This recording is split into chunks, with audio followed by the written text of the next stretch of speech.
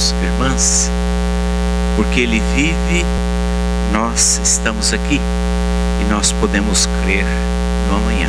Esta é a mensagem da ressurreição, a mensagem da Páscoa, e nós estamos aqui para renovar a nossa fé e renovar a nossa esperança em Cristo Jesus. Nós vamos iniciar na manhã de hoje, seguindo os 5 domingos do mês de abril, tanto nos cultos da manhã quanto nos cultos da noite, um estudo sobre a carta aos Efésios. Serão 10 estudos sobre esta carta. Na verdade, estudar Efésios em 10 lições é como você ter uma mobília, móveis numa casa de 400 metros e você vai colocar numa casa de 40 metros. É mais ou menos isto. Só Calvino pregou 48 sermões nos últimos anos do seu ministério em Genebra, só sobre Efésios. Então, você pregar 10 sermões, evidentemente que muita coisa vai ficar de fora, mas nós vamos tentar, na medida do possível, trazer alguns tópicos importantes, tanto nos cultos da manhã como nos cultos da noite. Nós vamos fazer a leitura hoje, o primeiro capítulo da carta aos Efésios. Vamos fazer a leitura de todo o capítulo e destacar alguns tópicos deste primeiro capítulo.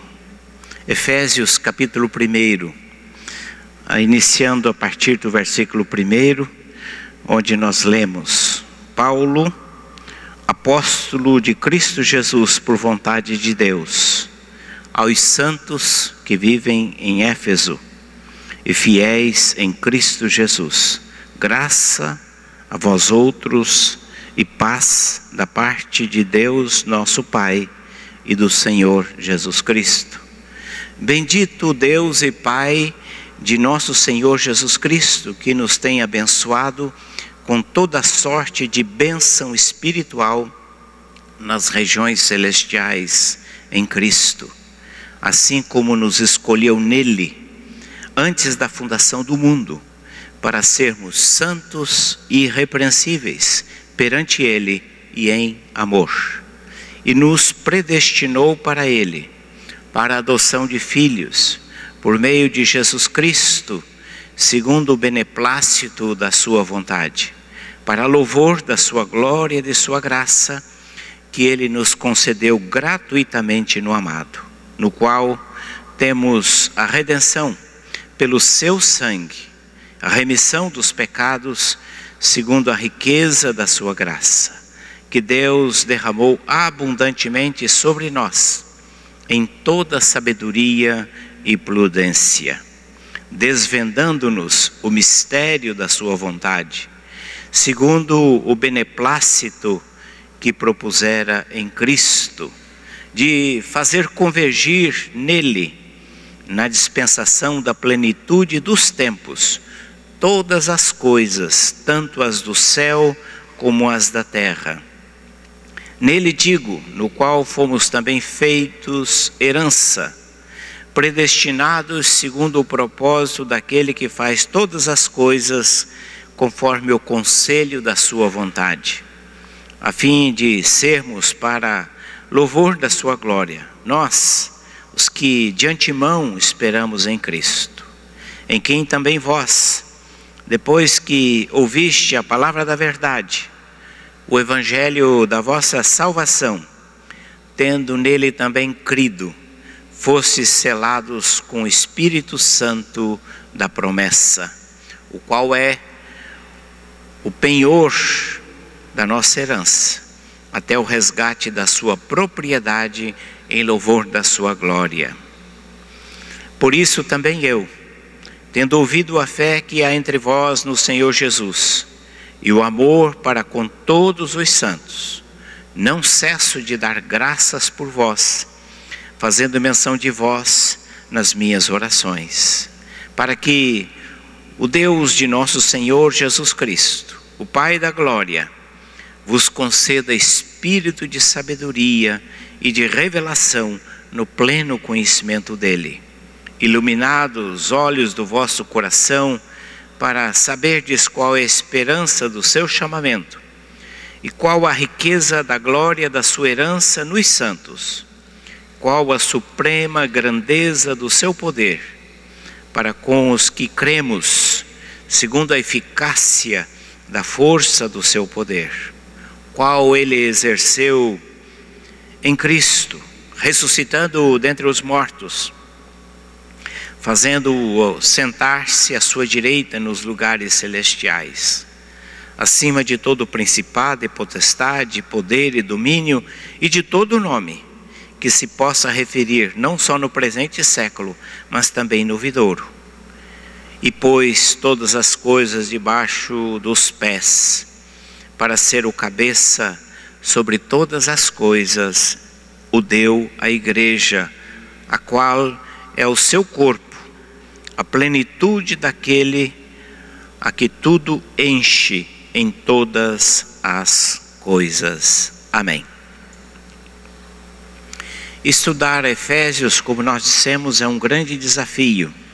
Alguns estudiosos disseram que Efésios é a rainha das epístolas, porque ela contém o sumário, o resumo. Ela seria o mais completo compêndio de doutrina e da nossa fé cristã. E alguns se referiram a Efésios, a forma como o apóstolo Paulo descreve, expõe, principalmente esse primeiro capítulo, quando ele começa a falar e ele jorra, quando ele vai falando e aquilo vai brotando com intensidade, com a profundidade do seu coração, a respeito de coisas extraordinárias. Alguém disse, esse é como uma espécie de uma sinfonia, e que a epístola de Efésios, toda ela é pura música. Portanto, Efésios tem uma importância fundamental para a fé cristã, e ela, de certa maneira e de um modo muito especial neste capítulo, diz: Deus tem um plano. Deus tem um plano. Nós não estamos soltos, à deriva, sem rumo, sem direção, porque Deus está no controle e Ele tem um plano. E vamos ver algumas coisas sobre esse plano de Deus. A origem deste plano está em Deus. Quando Paulo começa escrevendo, ele acentua um fato: a vontade de Deus. Deus está por detrás dos acontecimentos na história, e Deus está dirigindo, conduzindo. Isso não é apenas com relação ao universo, não apenas com relação à igreja, não apenas com relação ao plano de salvação, mas também à vida pessoal. Então este plano de Deus se estende do universo para a vida pessoal, do macro para o micro, do grande para o dia a dia, para o cotidiano. Por isso que Paulo se refere e diz: Paulo, apóstolo pela vontade de Deus. Ele se viu dentro deste propósito de Deus. Deus tem um plano, e esse plano alcança a sua vida, alcança a tua vida, alcança a nossa vida. Diz: e a boa vontade de Deus, a boa vontade, o bom plano, o beneplácito, a boa disposição de Deus em Cristo tem nos abençoado com toda a sorte de bênção espiritual. E Ele, por isso mesmo, por conta da sua boa vontade, do seu plano, Ele nos escolheu em Cristo. Ele nos elegeu, Ele nos destinou para pertencermos ao Senhor Jesus. Ele nos desvendou o mistério da sua vontade, tornou claro, visível, aceitável, palpável, histórico, o seu plano, a sua vontade. E Ele fez isto graciosamente. Não é porque tivéssemos algum mérito, mas Ele fez isto graciosamente. Desvendou, derramou, anunciou, explicou. E o propósito de tornar todas as coisas reunidas debaixo do senhorio de Cristo. Então há um grande plano, há um grande propósito. E esse grande plano e propósito brota no coração de Deus, chega a você, chega a mim, chega a nós esta manhã. Você está aqui esta manhã por conta do plano de Deus que visualizou você, nós, hoje aqui em Sorocaba, nesta manhã. Isso é extraordinário. Mas este plano, ele tem um mediador, ele tem um executor, tem alguém que se coloca para fazê-lo acontecer em prática. E Cristo é o mediador. Por isso o apóstolo Paulo deixa muito claro a expressão em Cristo. Em Cristo. Essa expressão em Cristo só no primeiro capítulo ocorre cerca de 15 vezes. Em Cristo, nele, o qual, ou seja, a referência a Cristo é muito forte no capítulo 1. De maneira que tudo o que Deus faz, Deus realiza, tudo aquilo que Deus faz acontecer, planeja, executa, Ele o faz em Cristo, por causa de Cristo, Ele faz através do seu Filho e visando reunir todas as coisas em Cristo. Então essa expressão em Cristo é muito significativa em Paulo. Ele nos escolheu nele. É por causa de Cristo que fomos escolhidos. E somos escolhidos para a salvação em Cristo. Nós não entendemos perfeitamente a doutrina da eleição. É uma doutrina difícil de ser entendida, mas é bíblica. Não podemos negá-la, não podemos rasgá-la, não podemos omiti-la. E a Bíblia é muito clara a respeito disto. Nós fomos eleitos em Cristo, ponto. Qualquer outra conclusão e qualquer outra afirmação, além dessa, nós adentramos o terreno da especulação. Por isso que Paulo afirma categoricamente, em Cristo Ele nos escolheu, nele fomos aceitos, nele fomos escolhidos para pertencer ao povo de Deus. E nele temos, obviamente, a redenção, é Ele que realiza. Nele fomos feitos herança de Deus. Fomos adotados na família de Cristo, por conta do seu Filho amado. E Ele colocou tudo debaixo dos seus pés. Ou seja, colocou Jesus como Senhor. Relembrando o texto de Paulo aos Filipenses, no capítulo 2, naquele hino, quando Paulo diz que Ele lhe deu um nome que está acima de todo nome, para que diante do nome de Jesus, todo joelho se dobre e toda língua confesse que Jesus Cristo é o Senhor, para a glória de Deus Pai. Esse é o desfecho deste grande plano de Deus, de colocar Jesus como Senhor sobre todas as coisas e toda a criação, da ameba ao elefante, do protozoário às enormes baleias do mar, os animais grandes e pequenos, seres humanos, desde o Trump até o mais simples José da Silva, vão ter que se curvar e reconhecer que Jesus Cristo é o Senhor, e vão ter que admitir isso. Esse é o grande plano de Deus, pelo qual Ele deu a vida, o seu Filho, e nos convida a participar deste grande projeto. De tal maneira que esse texto afirma uma coisa que devemos ter sempre em mente: nada fora de Cristo. Conhecemos a Deus por causa de Cristo, chegamos-nos a Deus por causa de Cristo, somos aceitos diante de Deus por causa de Cristo, permanecemos com Ele na família de Deus por causa de Cristo. Cristo é a imagem perfeita de Deus, Ele é o retrato perfeito de Deus. Nada sabemos sobre Deus senão aquilo que está revelado em Cristo. E tudo o que precisamos saber sobre Deus está em Cristo. Por isso que Ele mesmo disse: eu sou o caminho, eu sou a verdade, eu sou a vida, eu sou a porta.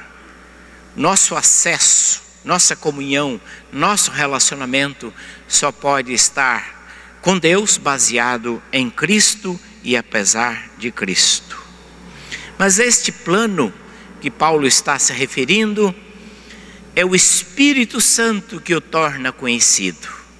Deus planeja, o Filho executa e o Espírito torna conhecido e aplica este plano nos nossos corações.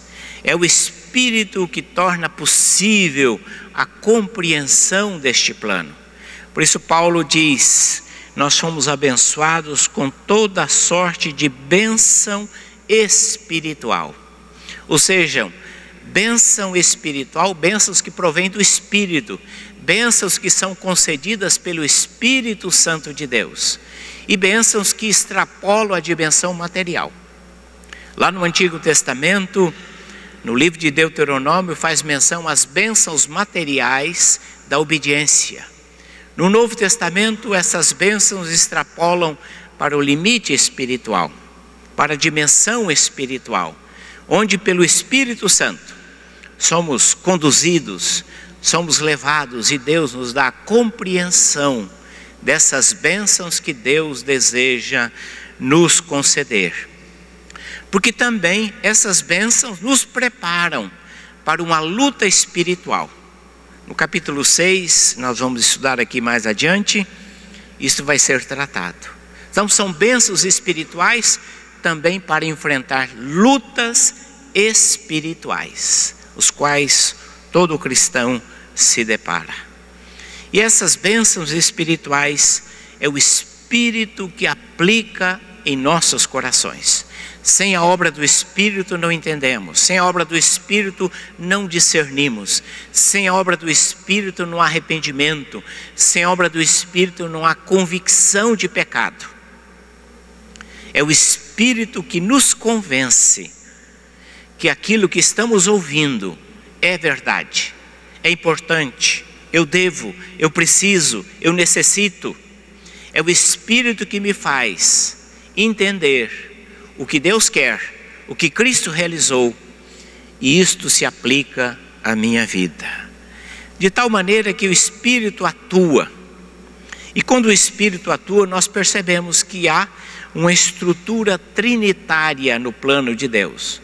Deus o Pai planeja, o Filho realiza, o Espírito aplica e faz com que aquilo se torne realidade na vida cristã. Mas olhando ainda esse texto de Efésios, no capítulo 1, nós percebemos que há um plano, há um alvo para esse plano. Deus planeja isto, não planeja por planejar. Deus planeja porque Ele quer incluir judeus e gentios em uma nova família. Projeto de Deus. Uma nova comunidade, uma nova sociedade, uma nova humanidade sendo construída em Cristo, onde as barreiras, onde as diferenças raciais, sociais, econômicas, políticas serão derribadas, e Ele está construindo uma nova comunidade em Cristo Jesus. E esse texto também nos mostra como nós conhecemos o plano de Deus. No versículos 12 e 13 diz: nós também, que de antemão ouvimos a palavra da verdade, o evangelho da vossa salvação, tendo nele também crido. E aqui está, de certa maneira, como as coisas se completam. Deus planeja, o Filho executa, o Espírito atua, mas o Espírito atua através da palavra. Deus nos escolheu em Cristo, mas a eleição se manifesta mediante a pregação da palavra. Então aquele conceito que as pessoas têm a respeito da eleição, que Deus elege e Deus vai salvar, independente da pessoa ouvir ou não ouvir, da pessoa aceitar ou não, é um mito. não faz jus ao ensino bíblico. É preciso ouvir a palavra. A palavra é instrumento do Espírito, pelo qual nós somos conduzidos à fé. Paulo, escrevendo aos Romanos, diz que a fé vem pelo ouvir, e ouvir a palavra. Quando você ouve a palavra, você está dando oportunidade para que a fé, como obra do Espírito, brote no seu coração. Você fecha a palavra, a sua fé mingua, a sua fé decresce. Quando nos alimentamos da palavra, a nossa fé, ela cresce, ela se fortalece, ela se torna robusta, porque a nossa fé depende do ouvir a palavra. A palavra de Deus é a fonte pela qual a nossa fé é produzida, alimentada. A nossa fé é nutrida. De tal maneira que aqui há esta conjugação entre o ato de Deus e a responsabilidade humana. Deus nos escolhe, a iniciativa é de Deus. Isto é claro biblicamente. Ele nos amou, Ele nos escolheu, Ele nos chamou. Por que Deus faz isto? Por conta da sua boa vontade. Não há nada em você, em mim, que possa ter atraído o favor, a misericórdia de Deus. Não há nada, absolutamente nada. Nada que fizemos, venhamos a fazer, pode atrair o favor, a bondade, o olhar misericordioso de Deus para nós. Nada. Deus faz isso graciosamente. Não há explicação para o amor de Deus. A Bíblia diz, é a sua boa vontade, é o beneplácito da sua vontade. Deus fez isso com você e comigo, bondosamente. Entretanto, nós precisamos ouvir a palavra e acolher esta palavra e permitir que o Espírito Santo opere nos nossos corações. E aqui está a resposta humana. A resposta humana, quando o Espírito trabalha, quando o Espírito opera, quando o Espírito nos convence, nós respondemos, palavra e fé. Ouvir a palavra e permitir que a palavra gere em nós a resposta que precisamos dar a esta obra de Deus. E o apóstolo Paulo mostra nesse texto ainda a importância de conhecer esse plano de Deus. Qual a importância? Ele escrevendo aos Efésios, a partir do versículo 15, diz, irmãos, eu quando ouço falar de vocês, da fé, da caminhada de vocês, do seu amor, eu agradeço ao Senhor, dou graças e oro por vocês. Mas eu oro para que vocês compreendam com mais profundidade este plano. Deus dê pleno conhecimento, Deus dê pleno entendimento, Deus dê pleno discernimento deste plano, para que vocês saibam qual é a esperança da vossa vocação, qual é a natureza da vossa fé, o que vos aguarda, o que nós temos pela frente, qual é a nossa responsabilidade. Então, existe um plano, mas vocês precisam entender o plano. Existe um projeto. Deus realizou este projeto, mas vocês precisam compreender o projeto. Essa é a nossa responsabilidade. Essa é a nossa tarefa. E Paulo está orando para que o Espírito possibilite isto, sabedoria, discernimento, e entendam a grandeza desse projeto, de tal maneira que a gente não se apequene, de tal maneira que a gente não se encolha, que a gente não se retraia, de tal maneira que a gente não viva na ignorância. Há um risco muito grande do cristão viver na ignorância. Ele ignora a riqueza que Deus o deu, o que lhe pertence. É como a história daquele mendigo sentado à beira de uma estrada, do caminho, ele permanecia ali por anos a fio, sentado sobre uma pedra, mendigando, pedindo esmola, recebendo as migalhas, os trocados. Um dia aquele mendigo morreu e alguém removeu aquela pedra, e diz a história que encontraram debaixo daquela pedra um tesouro. Sentado muito tempo e vivendo na indigência em cima de um tesouro. Há muitos cristãos que vivem assim, não conhecem a natureza da sua fé, a natureza do projeto de Deus, a natureza da esperança, e vivem uma vida na pobreza espiritual, porque não sabem o que Deus realizou, está realizando e vai realizar, e de como Deus nos envolve, de como Deus nos inclui nesse projeto. Há uma riqueza extraordinária. Por isso Paulo convida os crentes de Éfeso, as igrejas, para que possam compreender, entender e possam se apropriar da bênção que é pertencer ao povo de Deus.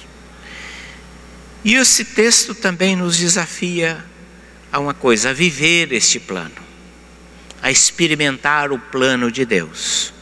Paulo coloca nesse texto, diz, ele nos chamou, nos adotou para que fôssemos, para sermos santos.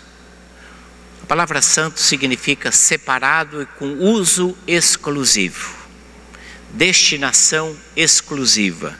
Santo não quer dizer perfeição moral, mas seja que nós somos escolhidos para viver um estilo de vida e devemos viver em conformidade ao Deus que nos chamou, Deus que é santo e nos chamou.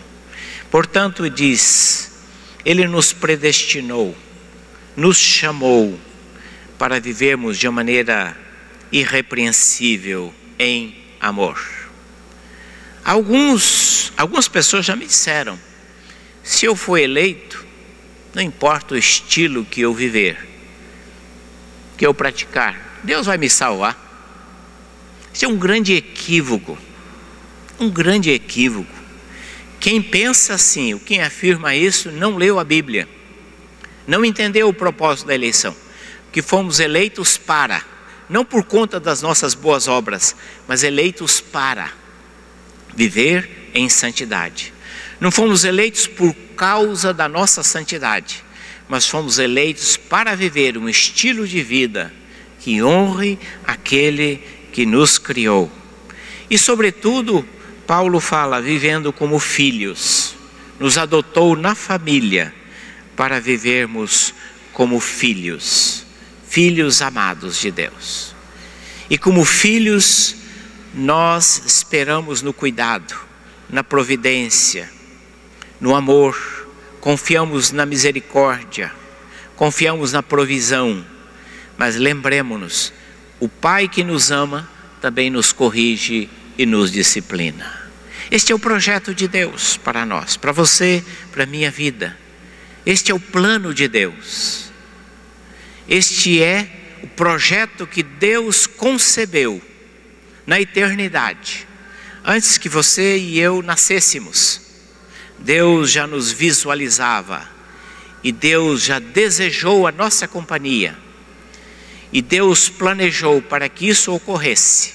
O Evangelho chegou a você, chegou a mim, chegou na tua casa, chegou na minha casa, pela obra do Espírito Santo. Isto não é acaso. Você nasceu, você existe, você conhece o Evangelho, você tem ouvido o Evangelho, você conhece essa palavra. Isto não é acaso. Deus estava pensando em você. Como é que vamos responder a Deus? Como vamos reagir a esse plano de Deus, a esse propósito de Deus? Esse é o nosso desafio. Este é o alerta da palavra de Deus a todos nós nesta manhã. Que Deus assim nos abençoe e nos dê graça de vivermos em conformidade com aquilo que Ele planejou para você, para mim e para nós como igreja aqui em Sorocaba.